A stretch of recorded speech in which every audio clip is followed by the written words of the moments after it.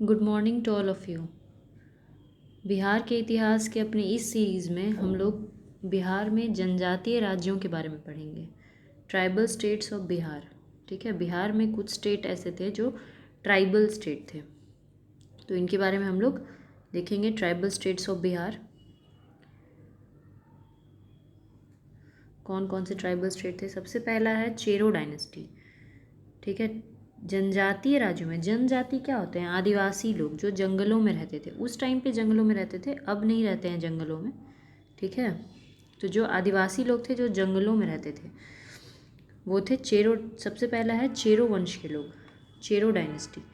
It emerge after the decline of पाला dynasty. जब पाला डायनेस्टी का डिक्लाइन हो गया तो उसके बाद ये डायनेस्टी जो है ये इमर्ज होकर आया। पाला डायनेस्टी के डिक्लाइन के बाद, पाला डायनेस्टी हम लोग पढ़ चुके हैं। पाल वंश बिहार और बंगाल में था, तो जब बिहार में पाल वंश खत्म हुआ तो चेरो वंश जो है वो शुरू हुआ था किसी किसी जगह पे, जैसे सारण, चंपारण और मुजफ्फरपुर के इलाकों में। ठीक है, बिटवीन 1587 से 1607 Kukumchand Jharap was head of Cheros of Bhojpur. Bhojpur के जो चेरो डायनेस्टी थी, यानी भोजपुर में जो थी, उसका कुकुमचंद झड़प जो है वो उसके हेड थे। A battle was fought between Chero and Ujjaini in 1611 AD. 1611 AD में एक युद्ध भी हुआ था चेरो और उज्जैनी के बीच में। चेरो डायनेस्टी और उज्जैनी डायनेस्टी, उज्जैनी डायनेस्टी भी हम लोग देखेंगे। ठीक है, तो चेरो और उज्जैनी के बीच में युद्ध भी हुआ था। जो चेरो डायनेस्टी का मोस्ट फेमस रूलर था वो था मेदिनी राय। मेदिनी राय का नाम बहुत लोग सुने होंगे, क्योंकि मेदिनी राय का जो युद्ध है वो बाबर के साथ भी हुआ था। ठीक है, बाबर के साथ भी मेदिनी राय का युद्ध हुआ था, इसीलिए मेदिनी राय जो है वो बहुत ही फेमस है। Was most famous ruler of Chero dynasty. His territory extended till गया। इसका जो टेरिटरी है वो गया तक फैला हुआ था। ठीक है, गया तक फैला हुआ था। 3 Mughal invasion takes place during his time. इसके टाइम पे 3 बार मुगल इन्वेजन हुआ, यानी मुगल लोग का आक्रमण हुआ बिहार पे मेदिनी राय के समय में। और धीरे धीरे जो चेरो वंश था या चेरो जो साम्राज्य था वो मुगल एम्पायर में समा गया। ठीक है, चेरो साम्राज्य जो है वो मुगल एम्पायर का हिस्सा हो गया। तो अभी हम लोग देखे थे कि चेरो डायनेस्टी कहाँ था, तो इधर सारण, मुजफ्फरपुर, चंपारण, तो ये जो इलाका है ये वाला, यहाँ पे चेरो डायनेस्टी के लोग रहते थे, भोजपुर तक। ठीक है, यहाँ पे थे चेरो डायनेस्टी के लोग। और जो मोस्ट फेमस रूलर था वो था मेदिनी राय। ये लोग एक जनजातीय वंश था, जनजाति लोग थे ये लोग। और मेदिनी राय सबसे मोस्ट फेमस था। इसका युद्ध जो है मुगलों के साथ भी हुआ था, और बाद में मुगल जो है वो इसको अपने इलाके में मिला लेते हैं चेरो साम्राज्य को। ठीक है, नेक्स्ट हम लोग देखते हैं उज्जैनी डायनेस्टी। अभी हम लोग उज्जैनी डायनेस्टी जो है वो देखे थे कि चेरो और उज्जैनी के बीच में युद्ध हुआ था। ठीक है, तो कौन थे ये उज्जैनी, जो जिनका लगातार युद्ध चलता रहा चेरो वंश के साथ में? तो देखिए, व्हेन अलाउद्दीन खिलजी कंकर्ड धार यानी कि मालवा। जब अलाउद्दीन खिलजी खिलजी वंश का शासक था, दिल्ली सुल्तान था वो। ठीक है, दिल्ली का सुल्तान अलाउद्दीन खिलजी, तो वो जब धार को कैप्चर करता है, धार मालवा कहाँ है? मालवा धार वो है यहाँ पे मध्य प्रदेश में। ठीक है, यहाँ पे मध्य प्रदेश और राजस्थान के इलाके में। तो दिल्ली का सुल्तान यहाँ है, देखिए दिल्ली। तो दिल्ली का सुल्तान जब इसको कैप्चर करता है धार और मालवा को, तो यहाँ जो राजपूत राजा उस समय राज कर रहे थे, ठीक है, वो चले जाते हैं भाग के बिहार। और यहाँ पे जाके वो जो यहाँ का जो चेरो डायनेस्टी का राजा है, चेरो का जो राजा है, उससे शरण मांग लेते हैं, क्योंकि अलाउद्दीन खिलजी इस पे आक्रमण करता है। ठीक है, यहाँ पे धार, तो धार के जो राजा हैं वो चले जाते हैं और चेरो जो राजा है उससे शरण मांगते हैं। ठीक है, यही लोग हैं उज्जैनी। देखिए, जब अलाउद्दीन खिलजी धार पे आक्रमण करता है, धार मालवा का इलाका है मध्य प्रदेश में, तो वहाँ जो राजपूत राजा थे भोजराज और उनका बेटा देवराज, ये मूव टू पलामू रीजन। ये लोग बिहार झारखंड के पलामू क्षेत्र में जाते हैं।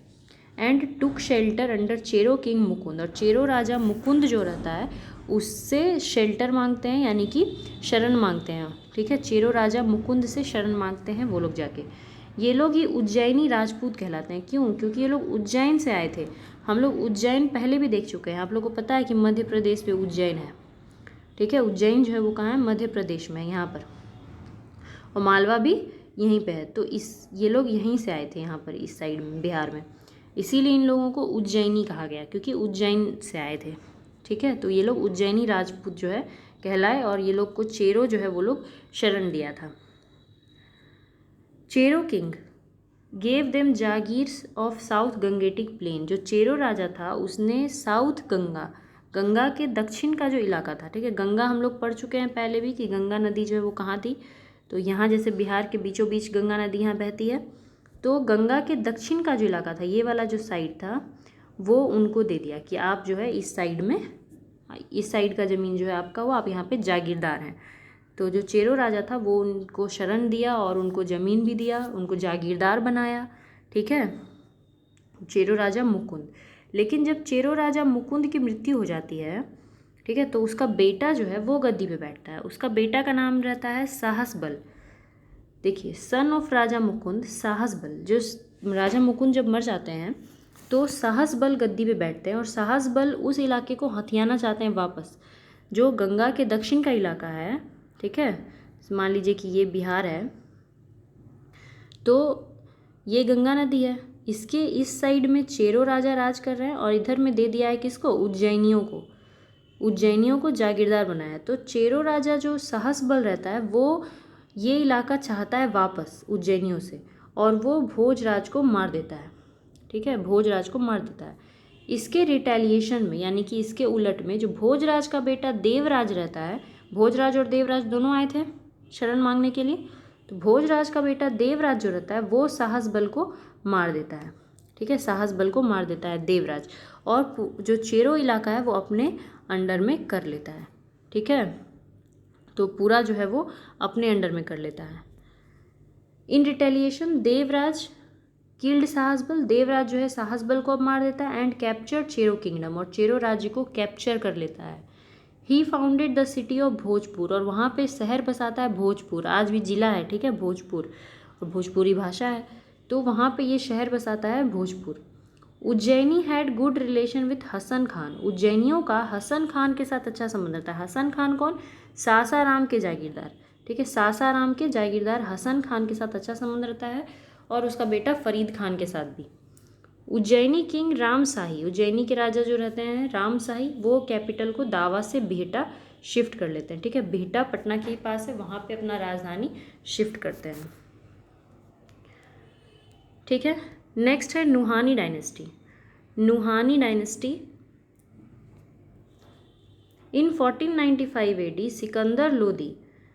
सिकंदर लोदी वंश के राजा, ये सब दिल्ली सल्तनत के राजा हैं, खिलजी, लोदी, तो सिकंदर लोदी जो है वो हरा देते हैं हुसैन शाह सरकी को। कल हम लोग देखे थे सरकी वंश, जौनपुर का सरकी डायनेस्टी, तो सिकंदर लोदी जो है वो हुसैन शाह सरकी को हरा देते हैं। हुसैन शाह सरकी लास्ट रूलर है सरकी डायनेस्टी का, और वहाँ पे अपना एडमिनिस्ट्रेटर अपॉइंट करते हैं बिहार में, जिसका नाम रहता है दरिया खान नुहानी। इसी के टाइम से ये चला है नुहानी डायनेस्टी, ठीक है, दरिया खान नुहानी। सिकंदर लोदी जो है वो दरिया खान नुहानी को बिहार का एडमिनिस्ट्रेटर बनाते हैं सर हुसैन शाह सरकी को हरा के।